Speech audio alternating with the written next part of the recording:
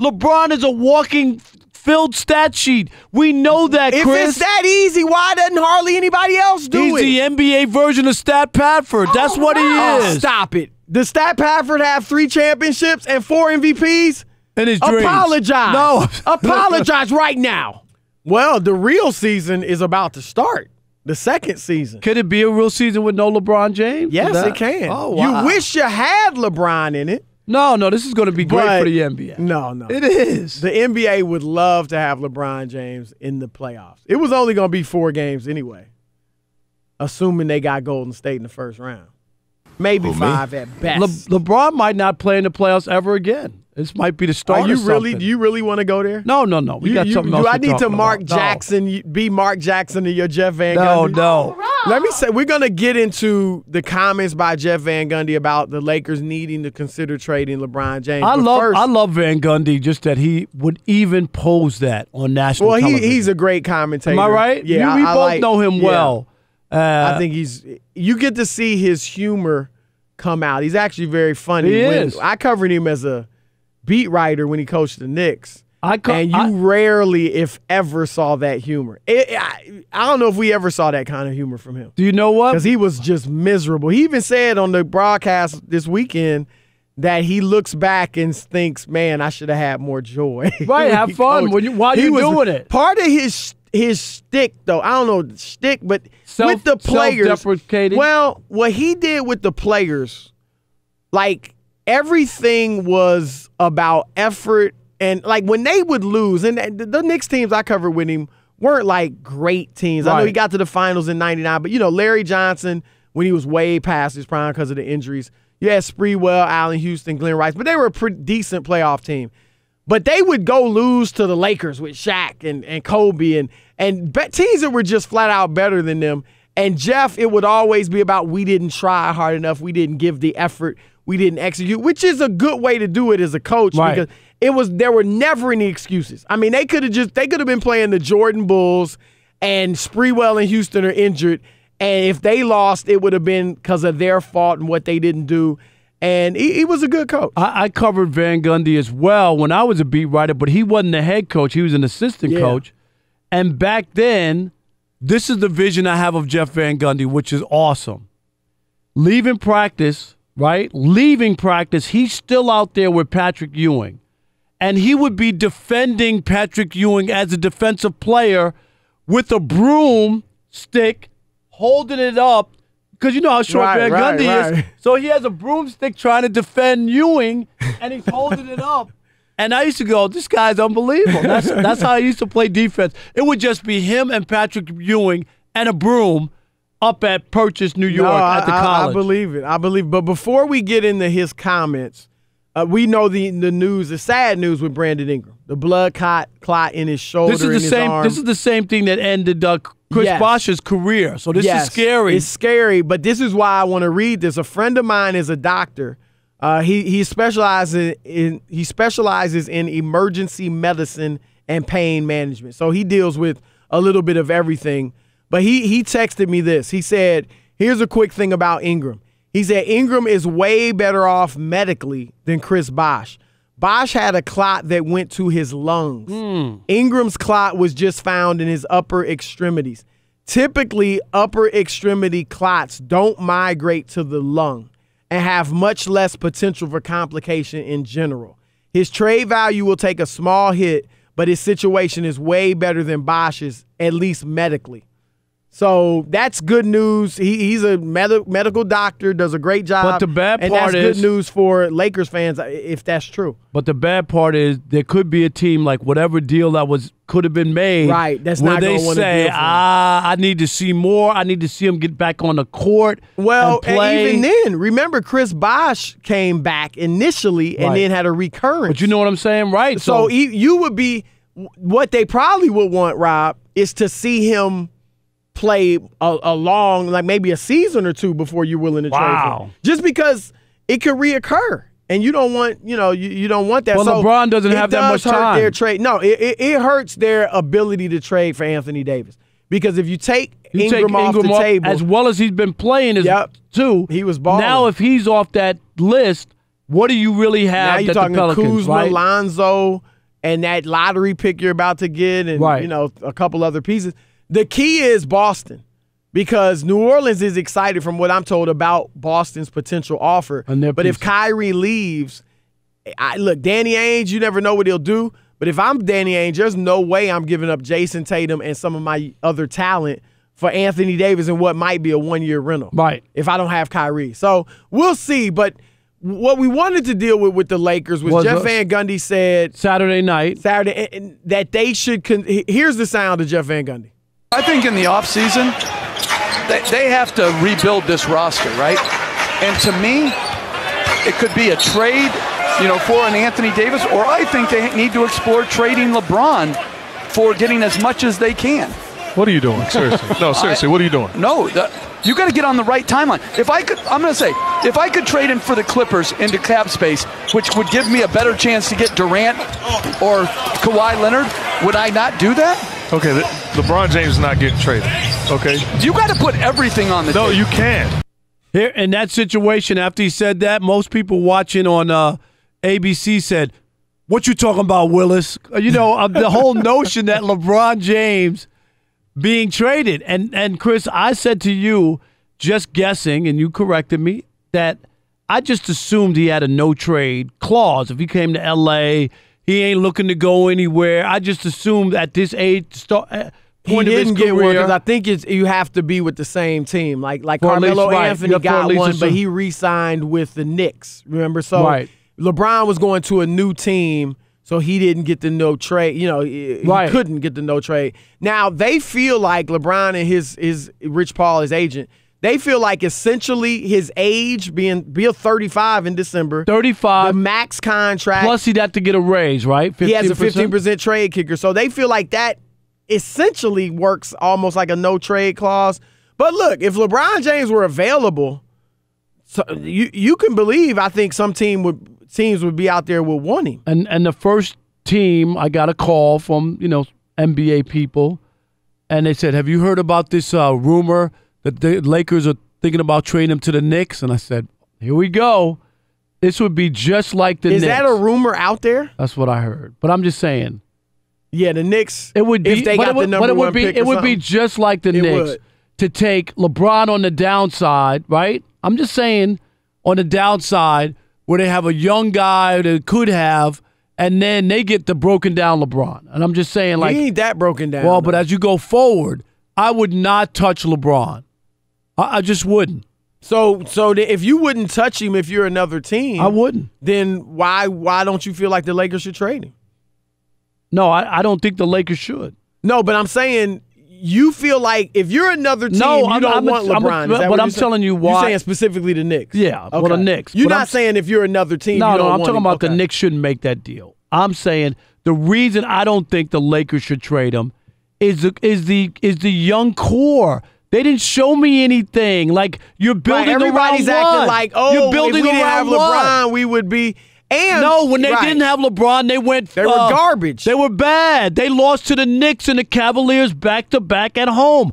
I'm not building around that. That core is not good enough. You'll be better off with LeBron and adding some other free agents or something, but that's why I can't buy it, Chris. The core is not as good as people think it is. Right. That's a great point. And my thing is, too, look, this was a season, number one, it was injury-plagued.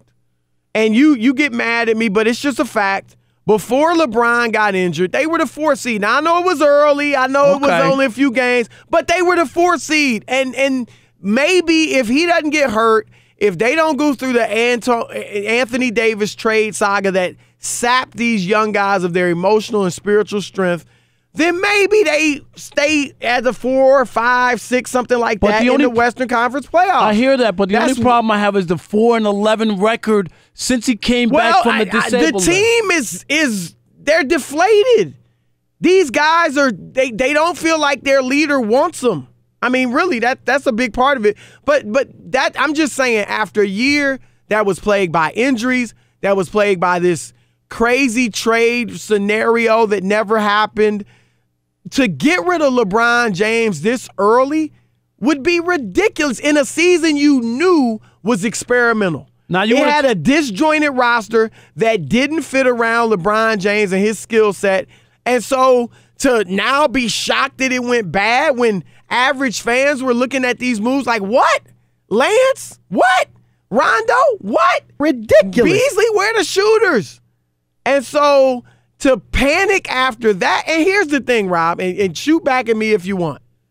In this year where LeBron won't make first-team All-NBA, may not even make second-team All-NBA. In this year where so many have been willing to throw dirt on him. Oh, he's not the same. He's not what he used to be. He's no good anymore. He's not the best player in the world. And I get it. That title's going to be taken from him. He still was 27 points, 8.5 rebounds, matching his career high, and 8 assists on 51% shooting. His PER, for the analytic-minded of you, was 8th in the league, higher than Kevin Durant and Steph Curry. Empty numbers, hollow numbers. Empty numbers they're when empty. you shoot 51%. They're empty. No, they're not empty. Anthony Davis is empty? I watched his triple double. With Anthony Davis is empty. I watched his triple-double against the Hawks, and they lost. LeBron didn't even factor in the numbers, Chris. He couldn't beat the Atlanta Hawks.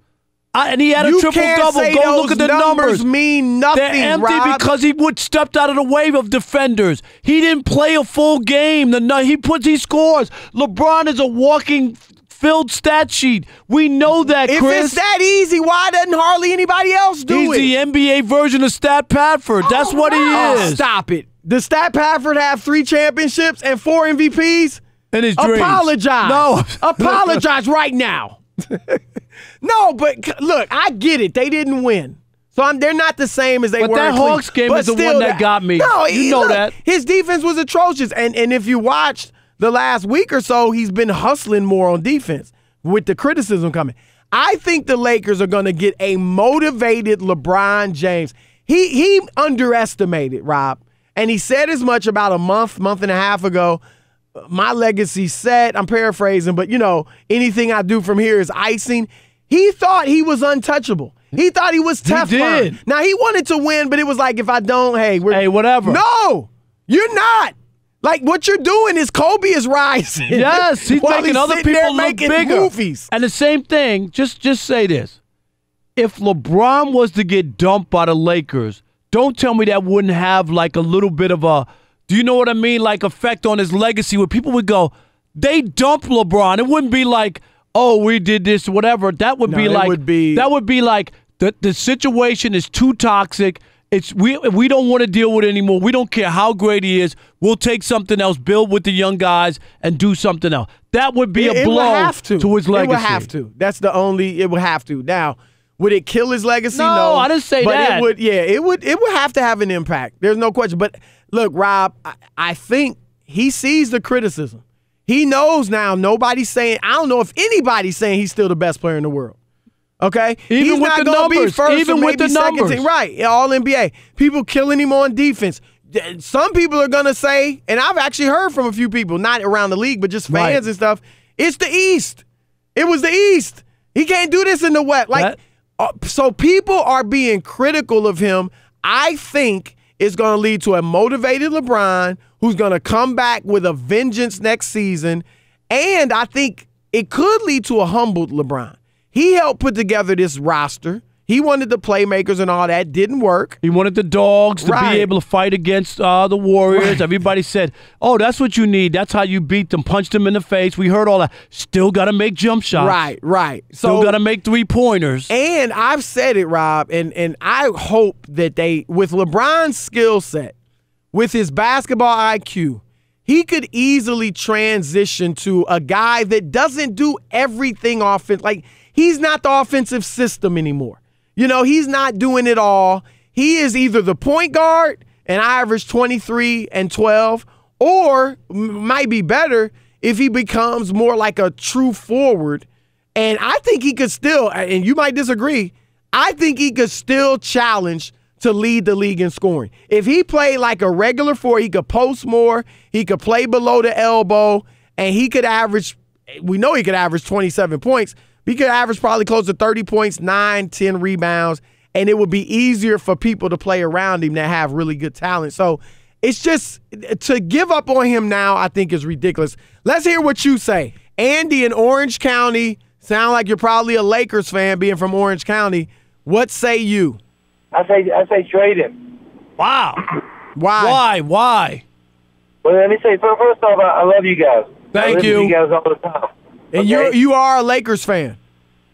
No, I'm not a Lakers fan. Okay. But I care about the Lakers. Okay, I want the Lakers to be good, but no free agent wants to come to play with LeBron.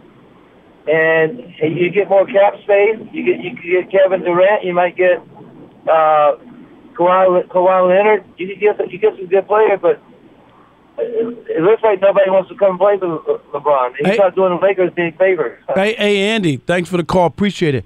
His point is well taken from this standpoint.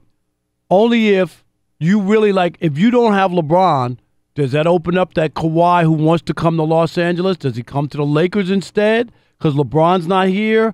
Or Kevin Durant doesn't want to play with LeBron, but now LeBron's not here. Well, look, I'm just saying, right? In theory. Let's see, first of all, over the summer, if they don't get any free I agents, get that. if nobody wants to play with LeBron. But you would think the Clippers are a better run organization right now. They've really cleaned up their front office. Obviously, they have Jerry West helping out. And so they're better run. However, it's still the Clippers and it's still the Lakers. I understand you would think, right? Don't you think, to your point, if I'm Kevin Durant or Kawhi Leonard or whoever, and I have the choice, and I don't want to play with LeBron, but I have the choice to go to the Clippers or the Lakers, and LeBron's not a factor, you would think I'm going to the Lakers, right? You would think so that they'd have a shot, definitely. I mean, that's the historically great franchise. No. Let's go to Ennis in New York. Ennis, welcome to the Odd Couple. Hey, what's up, guys? Love the show. Thank you.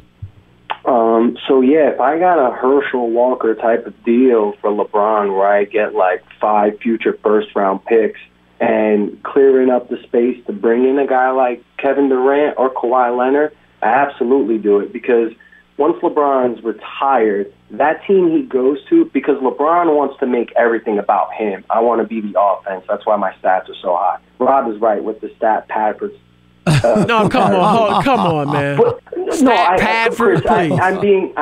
Chris, I'm kidding. But in all seriousness, because the offense does revolve around him so much, he is great. But that's another reason why his numbers are so good because his usage rate is so high. But you trade him away, you get these future first-round picks, and once he retires in 3 or 4 years, now that team is bad. Now you get good picks because that team's going to be a lottery team. But it's, if you can clear that cap space, you get all of these future first-round picks, and you could bring a guy like KD or Kawhi. Yeah, you probably make that trade, but it's not absurd to not take a call. To not take a call means to just... You may have teams that start calling. Thanks, Bud, for the call. You may have teams that start calling the Lakers just because this is out there now. And you would at least pick up the phone. I agree, and just listen, but it doesn't mean that you would pull the trigger. What about Chris in Austin, Texas? You're on the Odd Couple, Fox Sports Radio. What you got, Chris? Hey, fellas, first and foremost, sometimes I'll take the long way home just to hear you guys. You guys are gold at night, man. So I appreciate that, brother. That's real nice. Thank you. Hey, now, I got to say, Rob, sorry, I got to go here, but it's absolutely ludicrous to think that anyone would trade LeBron James, even at 35 years old. But let me tell you what the problem is there, man. They're just a little – I'm not saying they can't get better, but they are very weak-minded. His supporting cast there, a little bit of weak-mindedness. And I agree with Chris Brousard. They just didn't surround him with the right type of cast. I mean – but did they not do it, or did LeBron not do it? Remember, LeBron had a hand in it. I think it was LeBron had a hand in it with the conversation with Magic, but it was all the front office and LeBron. And ultimately, the front office gets the blame because they're the bosses. Right. All right, appreciate the call. Thanks so much. Let's go to Jerry in Tampa. Jerry, you're on with Chris and Rob. Hey, love the show. Thank you, Jerry. All right, first and foremost, Chris, I'm usually with you on 9 out of 10 things. Uh-oh. I'm with Rob on this one. We got to trade him. Well, Rob, are you there, Rob? No, I'm just saying I would be up to it only if it's the right. The only reason I told you I'm not that crazy about it is because of the core. But if you told me this would open me up to maybe land one of those other guys and LeBron's not there, then I would be open to it. Okay, well, listen to this right here. I don't think that LeBron and Magic is riding hand in hand on this one. Reason why I say this is Magic played a brand of basketball that is a Showtime Lakers 110% different than what LeBron James plays. I don't think we want to watch on Sundays LeBron James beating the ball up with Kyle Korver and all these guys in that purple and yellow standing around the key, kicking the ball around at 5 seconds for them to throw up crazy shots. It's not a good brand of basketball. But you don't think he knew that? That's how LeBron's played his whole career. I think he did know it. I think Magic sold him on something different. Now, I do agree with you, Chris, when you say if LeBron learns how to play a point forward, to whereas in he doesn't need to set the offense up, because no way Magic bring in Rajon Rondo, also knowing he got a point guard, if you're going to bring LeBron in for him to beat the ball up for 22 seconds. Doesn't make any sense. If you can trade this guy and get something in there for him, I say you do it, because I don't think he's going to fit with what they're trying to do in L.A.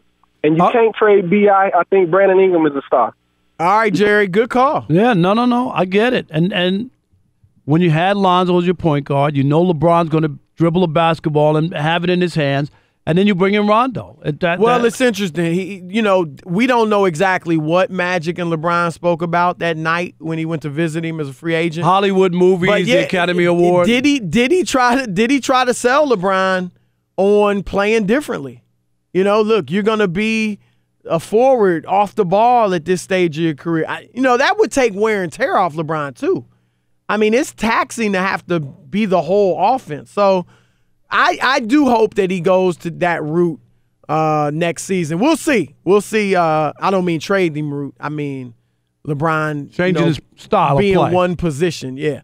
We're always glad to bring in our next guest. He's a Yahoo Sports senior NBA writer, does a great job for them. And Rob, the thing I like about Vince Goodwill, he changed my mind on the way cats dress in Detroit. Really? Because I was just going off of you. Oh, well, look at you. And the 6 buttons and the orange suits and all that. And Vince is sharp. So he repping Detroit in a different way. I tried to help Vince out. Now he said no way. I'm helping him. Vince, what's happening, man? Welcome to the Odd Couple. I tried to help Rob out when he was in Detroit, man. He would not listen. He just wanted to mix this orange and this green and white, baby. Come on. You know I look good on Channel 4 in Detroit. I have a true story, Rob. Uh-oh. I was in Flint. My brother lived in Flint, Michigan. Or actually, it was Detroit. So I did some radio stuff up there. It was just a visit on the whole personal matter. And I met the dude that used to do your clothes. Yeah. And he, James. Yeah. And he gave, I'll hook you up. I'll do your stuff. I never called him. Oh, look. I'm man. just keeping it real. Wow. You know that car got thrown in the trash. Oh, stop it. All right, Vince, let's get to it. Best money you never spent. Yeah. Y'all ain't talking about my clothes now, but forget about it. You got, from the ankle down, your game is tight. I got your tight. shoe game is tight. No doubt. I'll give you that. All right, Vince, look, we saw you on First Things First today with Chris Carter and Nick Wright, and you said you got some concerns about Golden State. First of all, how big are your concerns? Like, do you think they actually might not win the West? And tell us about those concerns. I don't know if the concerns, Chris, are big enough for me to say I'm taking the field against Golden State, but I do think the margin for error is so much thinner now. And I'll say this. I don't think DeMarcus Cousins is a bad defender because the numbers suggest that he's a bad offensive player as opposed to a bad defensive player. But Draymond Green can't shoot anymore.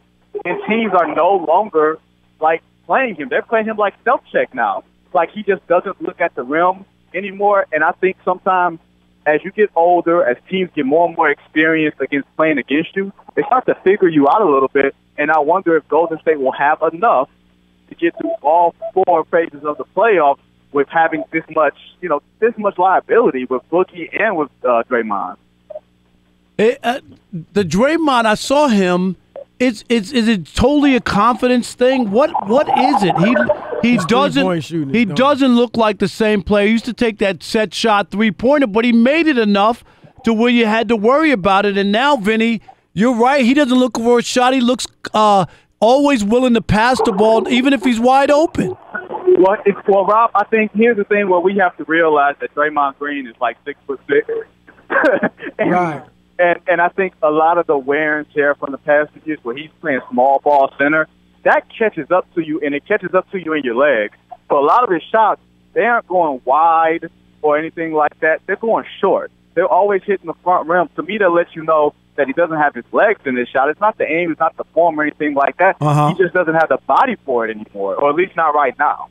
Vince, you heard Jeff Van Gundy say the Lakers should consider trading LeBron. First, what are your thoughts on that? And secondly, have you talked to any people around the league and seen what they've thought about this?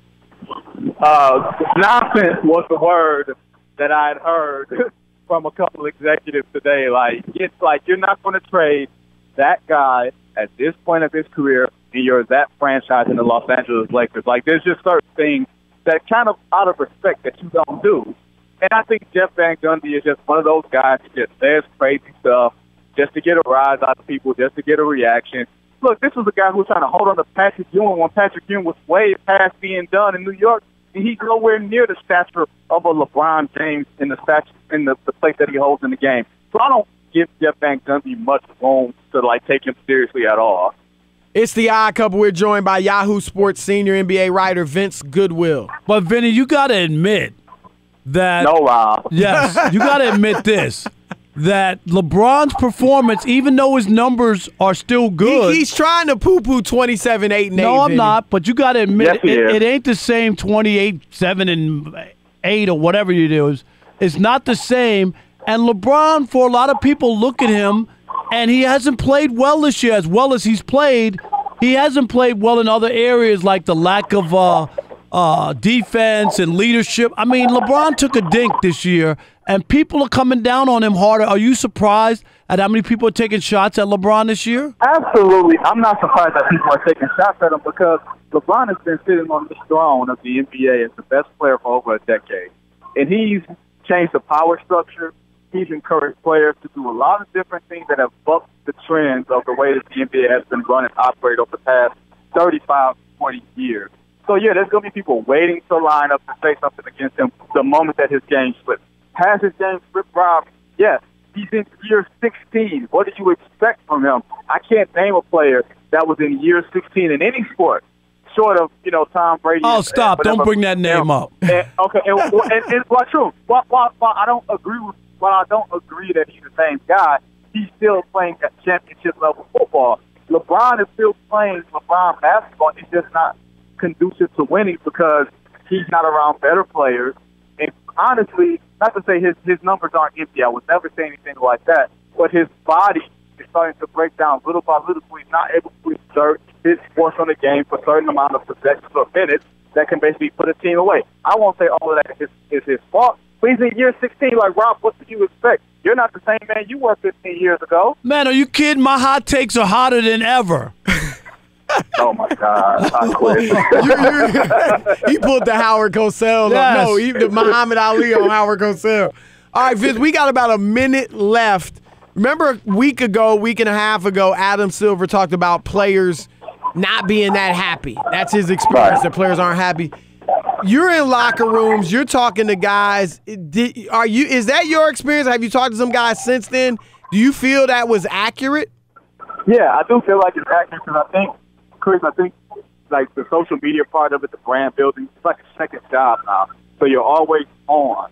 Like, can you imagine the camera being on you 24 hours out of the day or 20 hours of the day? I think that's exhausting. I think a lot of these guys aren't necessarily seeing the benefits from it. And add to the fact that you could be 20 years ago, you could be in a losing place and not be, contending for the playoffs, contending for the finals, and nobody would know about it because you wouldn't feel the criticism.